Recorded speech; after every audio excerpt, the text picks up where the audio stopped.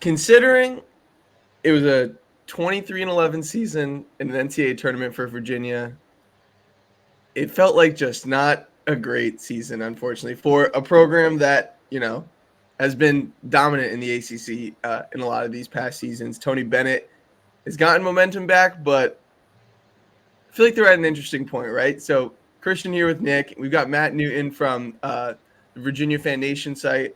Been covering for Virginia for a few years now. And Matt, tell us what is the temperature of the program right now? Are people getting impatient with the play style because of just that horrible taste in their mouth of that Virginia Colorado State tournament game?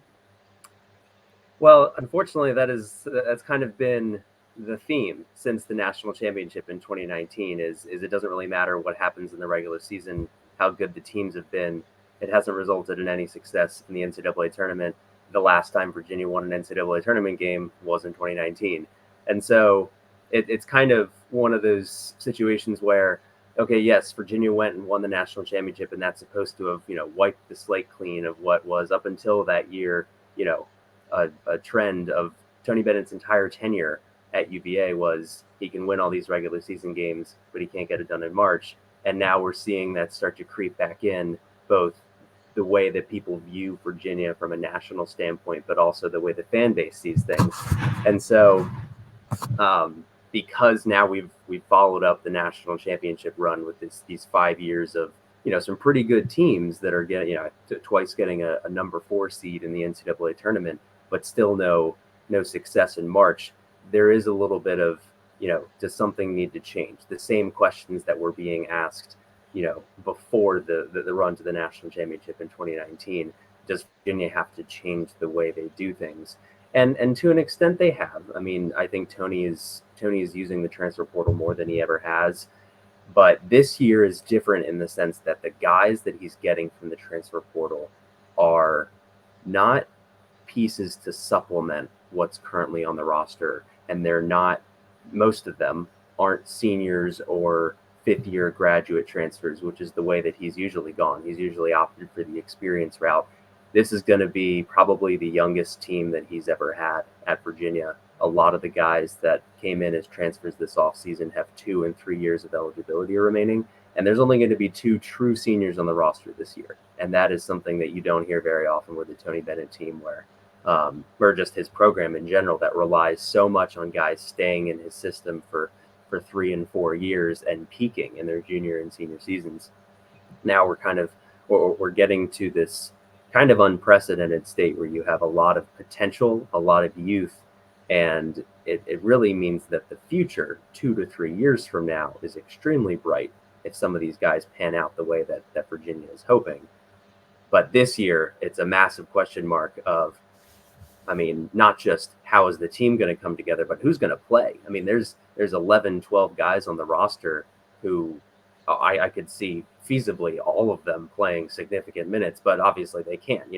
Tony's never been a guy to play 9, 10 guys in a game, even if there's that many guys who deserve a chance. So it's going to be very interesting to see how it all plays out. I do think that the UVA fan base definitely a little bit frustrated with the lack of NCAA tournament success, but I think they're smart enough to know that even a 23-11 season where they sneak into the NCAA tournament and get blown out in a play-in game is still much better than things were before Tony got here. And so,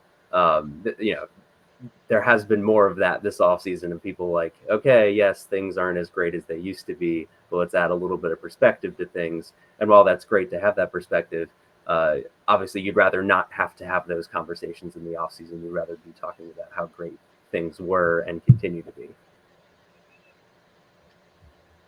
Nick, you want to ask about anyone specific? I'm looking at some of these transfers, and there's some fun names. Jalen Worley sticks out to me, though, as someone who is – it's like he is a great defender, but he has just been absolute zero offensively at FSU. And when I see something like that, I'm like, okay, Virginia's still going to be great defensively, but I feel like, a guy like TJ Power is really counting on a breakout like him, or someone like Data Ames gonna break out. Nick, who are you most intrigued by of some of these additions?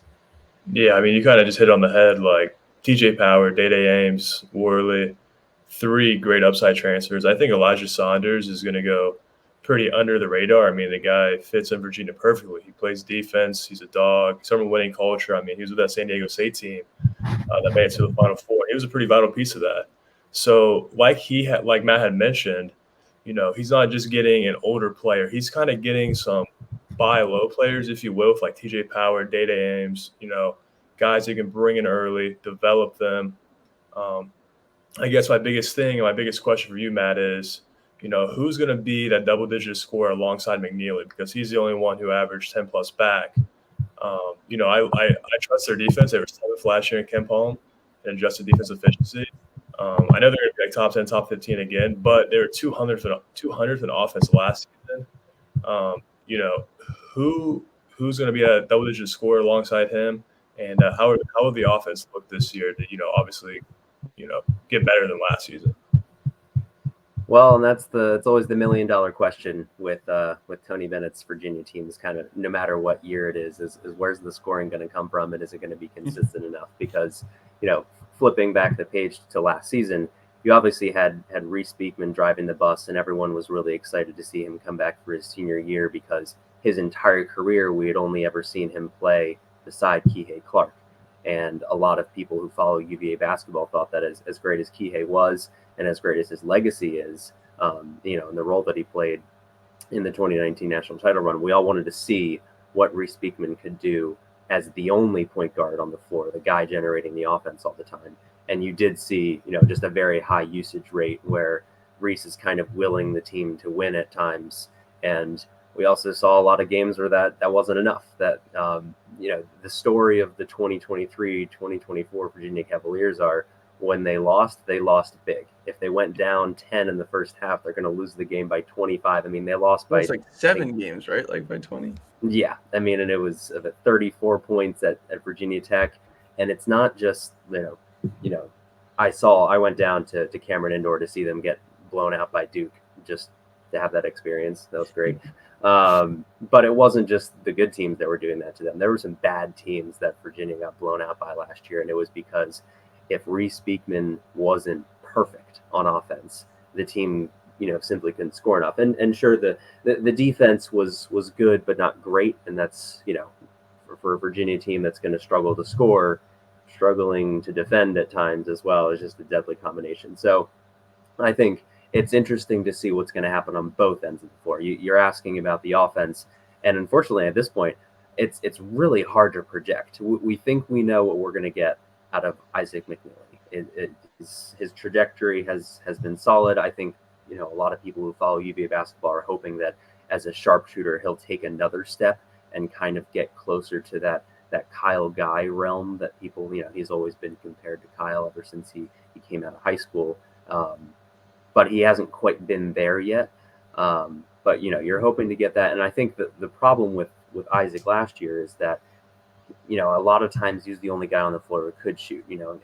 Jake Groves is pretty much the only player on the roster other than McNeely who could be counted on to hit a three-pointer, and he's gone now. And so you're looking for who else is going to knock down the open shot, and that's where the addition of a guy like TJ Power, needs to have an impact, and that's where you're looking at this dominating theme across this roster of, is the potential going to translate into on-court impact? Because TJ Power has all the potential in the world. He was a 5-star recruit. He almost came to Virginia the first time around. I think he visited 3 or 4 times and absolutely loved Tony Bennett.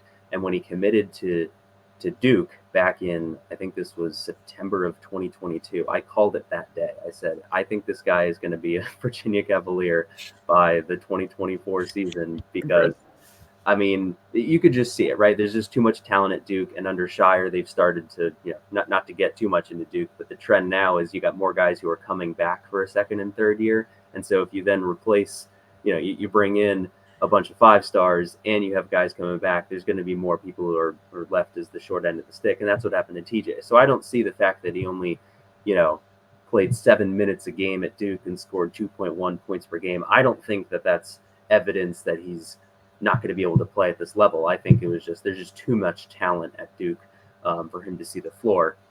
And I think it was a smart decision on his part to kind of, get out when he did and see if he can, have a bigger role somewhere else. And I'd expect him to have that bigger role.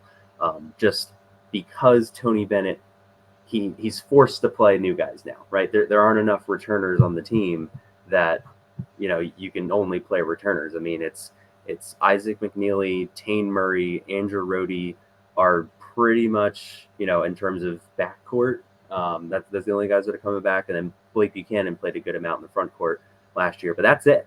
So Tony can't do what he's done most of his career and just play the guys that he knows, have been around for a while. He has to play some of these new faces that are coming in, some of the guys who are a little bit more unproven.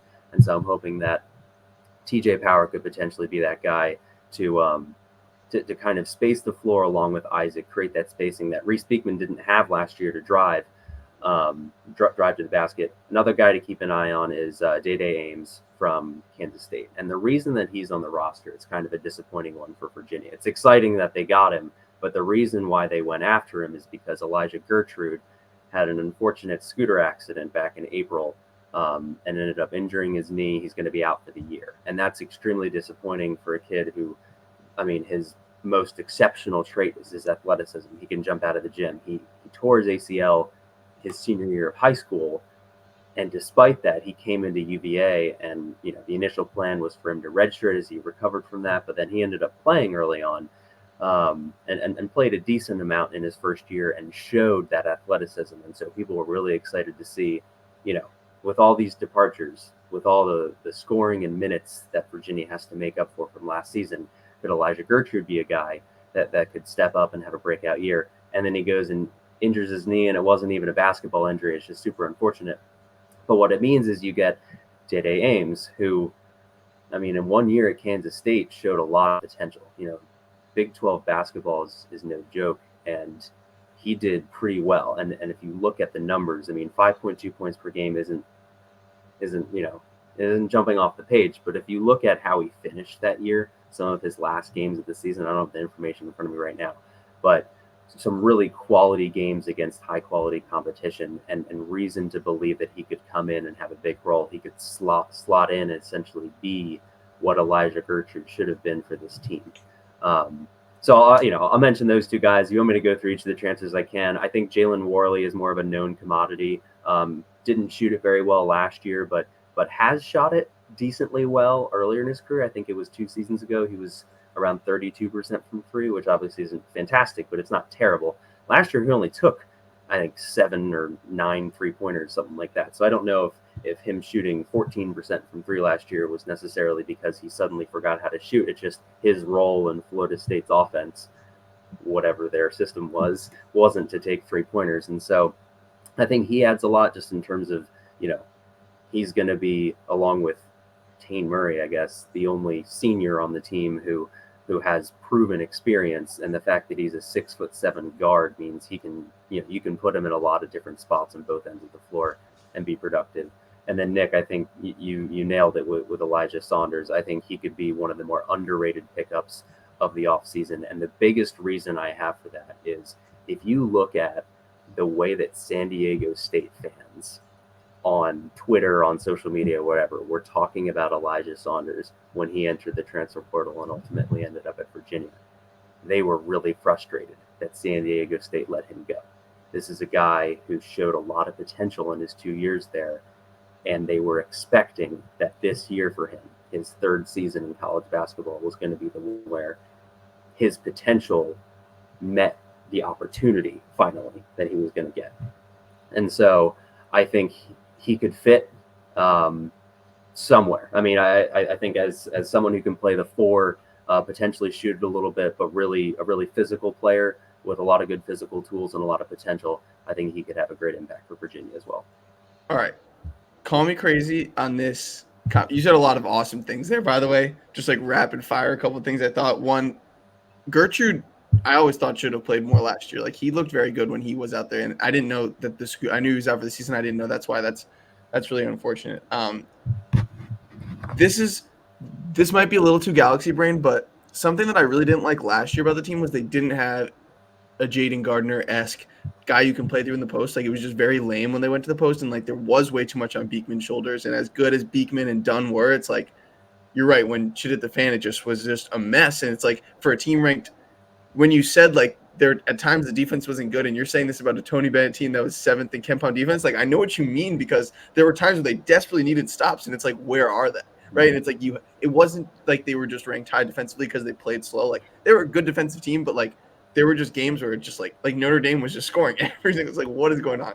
But here, sorry, back to my point. My Galaxy Brain point is, what if Elijah Saunders becomes Jaden Gardner? Like he has that 6'8", kind of undersized, strong frame with a little bit of that face-up game too, right? That, Jaden Gardner wasn't shooting that many threes, but he could shoot it from the mid-range. Like, what if he's kind of that guy? I think that adds a level of offensive. If you're going to play slow, you want a guy deep shot clock who can do things in a situation like that. That's not just Reese Beekman off the bounce, right? And like that combined with, this is even more Galaxy Brain, Jalen Worley has a tiny bit of like a steroided giant Kihei Clark in him, just with the way that he kind of defends and the way that he could kind of direct. And obviously Kihei Clark became a great offensive player, and like Worley maybe, as you referenced, can become a serviceable 3-point shooter. I'm not saying he'll be that, but like he's a good passer, he has good handles, and he has a good feel for the game. Like I've always just like had a weird thing for Worley. Like I've just been a fan of him, and like Tony Bennett getting his hands on him, like he's going to be a freak defensively, and like he's going to be out there a ton because of his point of attack defense. Like, and he doesn't have to do all the crazy FSU nonsense pressing, which might be good for his energy or good for his offensive game. I don't know. Those are my things that I'm just intrigued by. Like, could Jalen Worley really take a step as a point guard, and could Elijah Saunders really take a step? Oh, and one more combo. Is TJ Power, the Ben Vanderplas kind of Jay Huff stretch for. Like, I think TJ Power could, and I guess this isn't that hot of a take. A lot of people do because of his recruiting, but like when he was out there, he looked really good, and like I think he could be a better shooter than McNeely. I think it's a problem if McNeely is this team's best player. Is another thing I'd like to say, because as good as he was at points and stuff, and he can shoot, blah blah blah. Like he's not Kyle Guy. I don't think he's going to take this big jump. Like he needs to play his game and not have to play outside of his game, because when he had the ball at the end of shot clock, it was not good. It's like there were times where he looked really bad, and like I wanted more from Andrew Rohde last year. I don't know if he's on anyone's radar, if people just think it's over with him, but like I thought he was really good at St. Thomas when I watched him. I just threw a lot at you, but that's I'm what I'm president of the Andrew Rohde fan club over here. Okay. I thought, and this is going to sound even more Galaxy Brain or just a spicy hot take, but I saw a lot of Ty Jerome qualities in him. I'm not saying he's Ty Jerome. No, he's a big smooth guy. Like, yes, big slow guard who plays with good pace. I was like, okay, give him some time, because obviously St. Thomas isn't ACC basketball, but like people gave up on him way too quickly because he couldn't shoot, and the whole team couldn't shoot. So like, why are we singling out this one guy for not being able to shoot? I actually think that this year, like, he could surprise a lot of people, because no one's going to talk about him as someone who could have a big impact going into the season, because we saw so much of him last year. Like, he did have enough opportunities to improve over the course of the season and just didn't. He had one game, I think it was against Louisville. So it was a game that Virginia didn't really need it, but he went like 4 for 5 from 3. And I was like, look, it's there. Like, the potential is there. But I think as someone who could orchestrate the offense and maybe take advantage of having perhaps a little bit more shooting, like if you imagine Virginia's offense and, you have Isaac McNeely on one side of the floor and TJ Power on the other, you're just automatically going to have a little bit more spacing. And so if you have a guy who can do a pick and roll, I thought Andrew Rohde was a really underrated passer. He had a few games where it was 5-6 assists, no turnovers. And because he went over 3 from the floor in that game, that's all anybody talked about is, well, he didn't score, he didn't make a shot. I was like, yeah, but 6 assists and no turnovers, that's very valuable. And so I think the fun thing about this team, and I kind of got into this a little bit at the beginning, is there's so many different ways it could go. And we're going to focus on offense because we'll let Tony handle the defense. It's not even worth discussing, who's going to play, different spots on defense. Tony's going to figure that out. But offensively, right, that's where the questions always are. And because there's so many new faces and so many different ways that these guys could gel with the returners, it's just, you could spend the entire offseason, and we will over the next couple of months until the season starts, talking about the different ways that this could eventually play out into who's the starting five, who's the closing five, what are some interesting lineups that could be effective for Virginia. And you threw out some really good points. I think starting with Elijah Saunders, the fact that he can shoot a little bit in the mid-range, that's something that, since Jaden Gardner left, anytime Virginia was taking a mid-range jumper last year, I thought it was a waste of possession because the team couldn't shoot jumpers enough, like well enough, that why is Virginia taking a 2-point jumper that probably isn't going to go in? And even if it does, it's 2 points, not that they should have been taking threes and layups and that's it. Like 2018 Houston Rockets, that's the only way that Virginia should have been operating last year, given the way that they were struggling shooting the ball. And anytime that they were taking a mid-range jumper, I thought it was a waste of possession. But a guy who, can take a mid-range jumper and it's not a bad shot could be really important for this offense. So yeah, I think Elijah Saunders has a role. And now I'm blanking. Jalen Worley. Yeah. So talked a little bit about Jalen Worley, and I think Tony Bennett was obviously most intrigued by all the things that he could do from a defensive standpoint, right? You throw him out there, and he's a guy who you can switch probably 1 through 4 on ball screens with because he has the height to do that.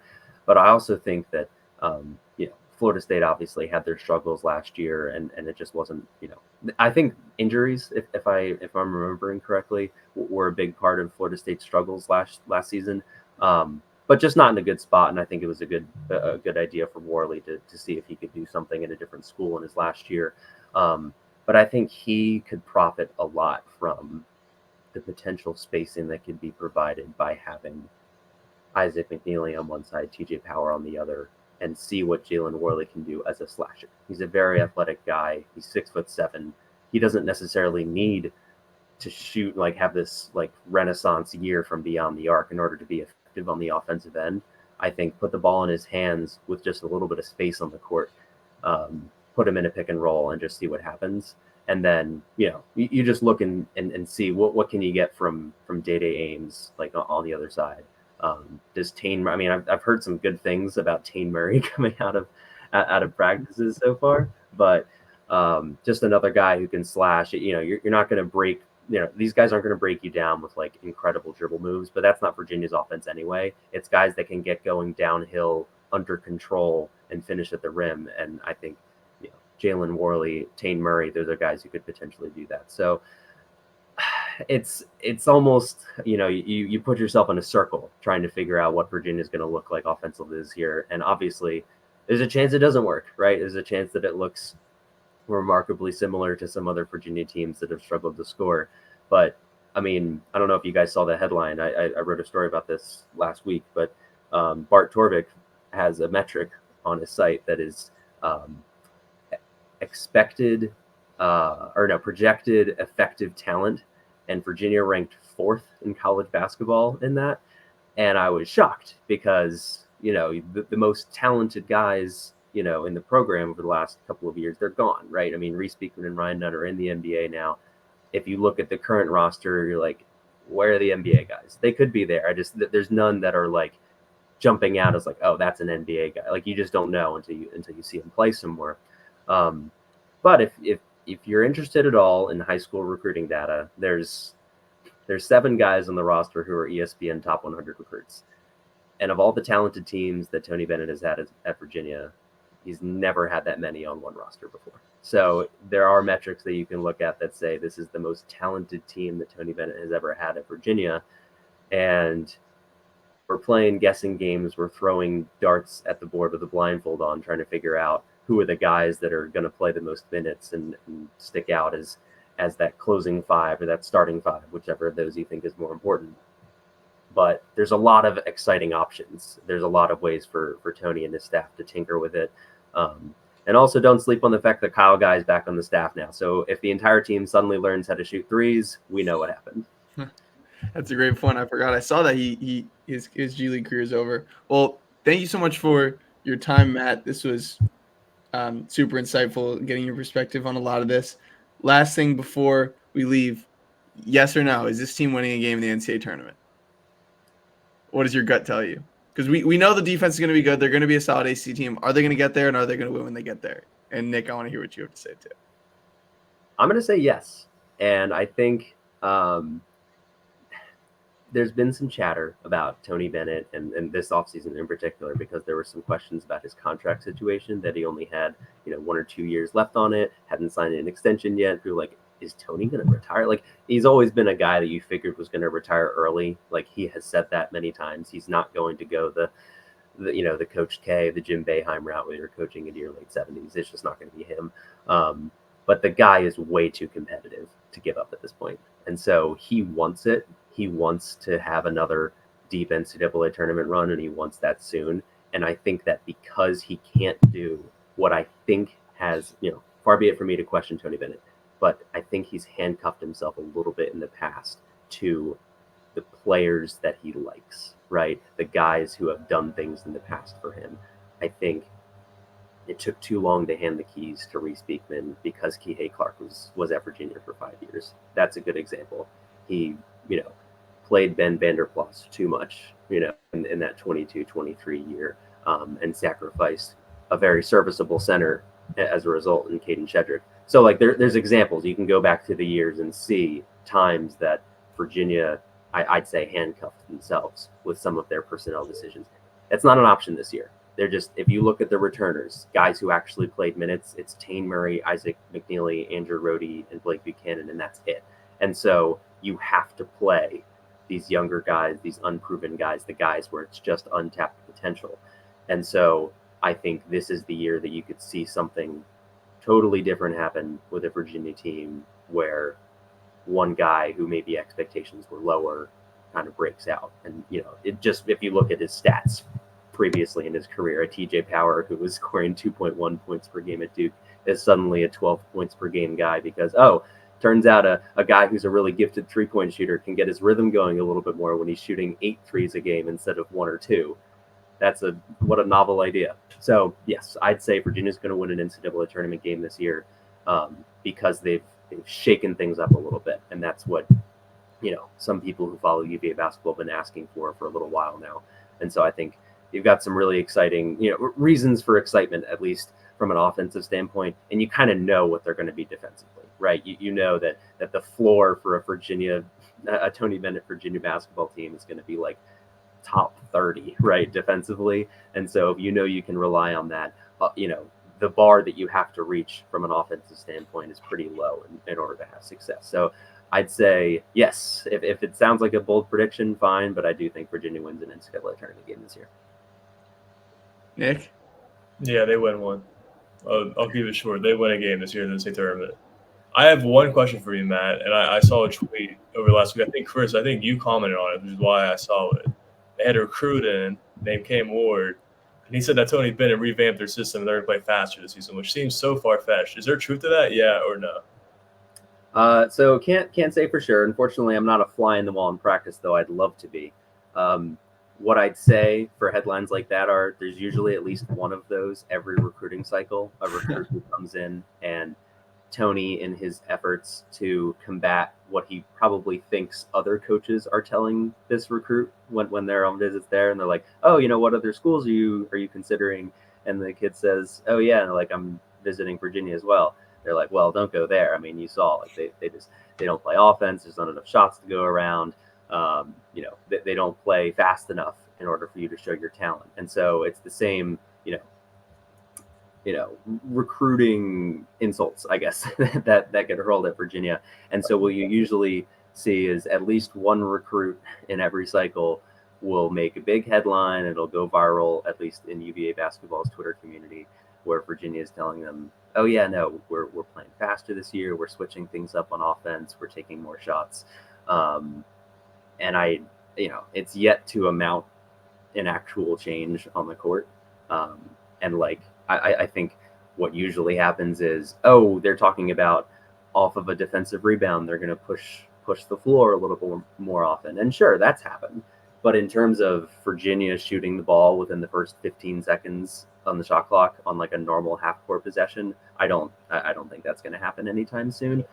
It's certainly exciting, and I think Cam Ward was a little bit more specific, where he was claiming that the coaches were saying they've revamped the offense, right? They've acknowledged that this isn't working, and so they're really tinkering with some things. They're exploring some new offensive systems, and I think that's realistic. I think it's realistic that Virginia could be trying some new things. The reason they won a national championship in 2019 is because they went away from just the straight up blocker mover offense where you have one big on this side setting the screen, one big on this side setting the screen, and having the shooters curl around it.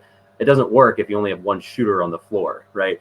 So, Virginia won a national championship by letting Ty Jerome do a pick and roll every once in a while. And I think this team could benefit from just a little bit more, offensive creativity where it's not so easy to defend them. It's just the last few years, it's just been way too easy to defend Virginia at times. And so I think with all the different pieces, there's a lot of exciting ways that they could revamp their offense, if that's the terminology that they want to use. Do I think they're going to start playing super fast, 7 seconds or less offense, shooting a lot? No, I don't think that's realistic, but I do think they could try some new things this year that could be effective.